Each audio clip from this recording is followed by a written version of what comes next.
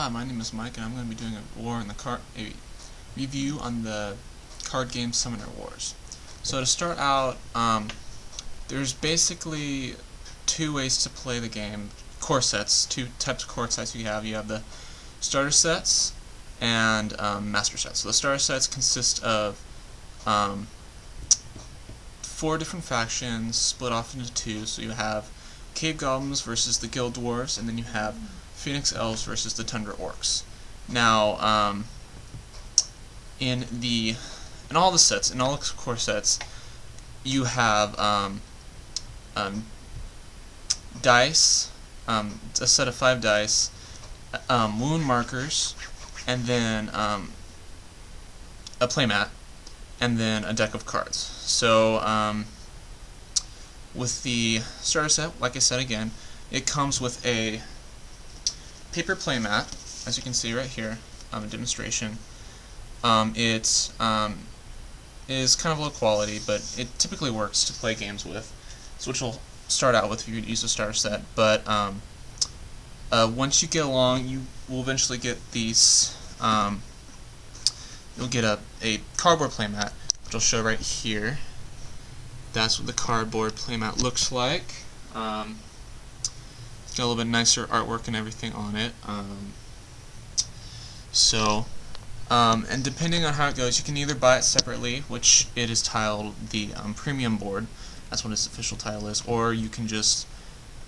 It also comes with the Master Set. So I don't know what the title is. Probably just the Premium Board and the Master Set. So and so that's what brings me to the Master Set. Master Set is same thing as the starter sets, but Master Set comes with 6 factions, brand new factions. You got the Shadow Elves, the Deep Dwarves, the Benders, the Vargath, the Sand Goblins, and Swamp Orcs. Hope I didn't repeat myself. So that, I believe, is the lineup. You can check online Summoner Wars at PlatHatGames.com. That's the company that does this game. They got lots of cool things on there besides just card games. If you really get into this game and you really get into factions, you can get custom dice for each faction. So this is an example of a Cave Goblin dice. It's got 1, 2, 3, 4, 5, and then the 6 has their actual faction symbol on it. So, and they're all different colors depending on the faction or whatever. They're colored similarly, so they got a lot of dice there that you can order. So now I believe I will get on to showing a little bit more about the game. So I'll zoom down and bring it a little bit closer to the board. I'll move this entire thing closer. So this game, the easiest thing I compare it to is chess. It is very much structured that way. You've got basically your king right here. Although this guy is called the summoner in the game, he's usually got some pretty good powers. Like this guy, he has a this way. He's got a defense ability that's right here in the text. Don't know how well you guys can see that, but basically he's hard hit when he's around walls. Now, walls are the main way to get your units on the board. So unlike chess, your units don't necessarily start on the board. You have to summon them in the game. These walls are how you do so. So units can only be spawned around the wall. So in this case, 1, 2, 3, 4. So it's exactly flush next to the wall. You do not count diagonals in this game normally. So walls have multiple functions. They can hide your units. So like my summoner, he's right here and he's being hidden by the wall. And then obviously the summoning points. So so that's cool. Besides the summoner, there are 3 different types of common units in the game. And then there's powerful units called champions. There's usually 3 in the faction deck. So in this faction we have one of their melee units called the Defender. He is very powerful and really good.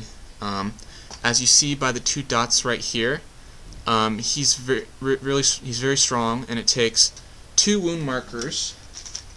Shown right here. These are wound markers. 2 wound markers to defeat him. So he's on the strong side.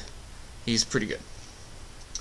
So and then next we have another melee unit called an Engineer.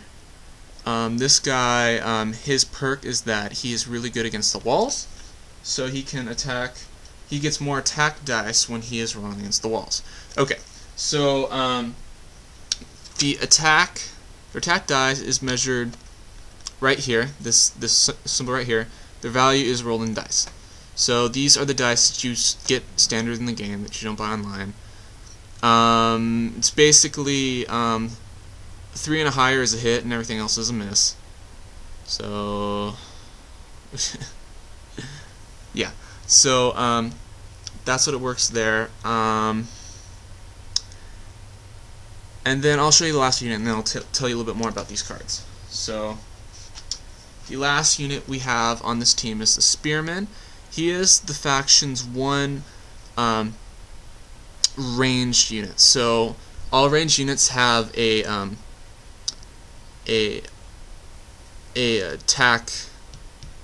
attack range up to 3 spaces in front of them, and this is this is shown by this symbol right here, a little bow sign that shows that he's a ranged fighter. Right here is their the cost to summon a unit. So in this game, it costs magic to summon a unit, and this is how much magic it will be using to summon this unit. So how does that work? So as you can see over here, right here, so you've got the draw pile, which I have a bunch of cards here. You have the magic pile, and then you have the discard pile. So the way you summon units is you take cards from your magic pile, flip them over to the discard pile, and that summons a unit onto the board. So say in my hand I have a defender. He costs 1 magic to be played into the game. So I just flipped 1 card into the discard pile to summon this defender onto the board. So I put him right next to a wall, and he is summoned. So now I have 2 spaces where I can summon, and then I am completely done with the game. So that's basically how the game works. They move on this grid system in pairs of 3s, and they're basically just trying to take out their summoner. So once they are able to kill the opponent's summoner, they win, and that is the only condition to winning in the game. So like I said, this is one of the core sets. I mean, one of the starter sets. There's another one out. Currently, Plaid Hat Games is in a difficult phase in development, so the starter sets are being sold out. The starter sets are sold out, and the only one available is the master sets. So here's an example of what my starter set is: the Cave Goblin versus the Guild Dwarves. So if you were to buy this set, this is what it would look like. But you're more likely to go for the master set. That is widely available. That consists of 6 factions plus the cardboard map. But the starter sets are going to be re-released early next year, and they're going to come with different box art, and it's going to be in a bigger package. So it's going to be even bigger than this size. So be on the lookout for that.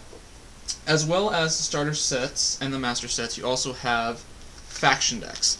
So these factions come with brand new factions in the game which you can play. So right here I have the Vanguards, and right here I have the Undead Fallen Kingdom. So these are some factions that I have. Each faction plays completely differently, so be on the lookout for that. And yeah, this game is really fun, and I hope you guys really enjoy it. So be cost effective and have a good time.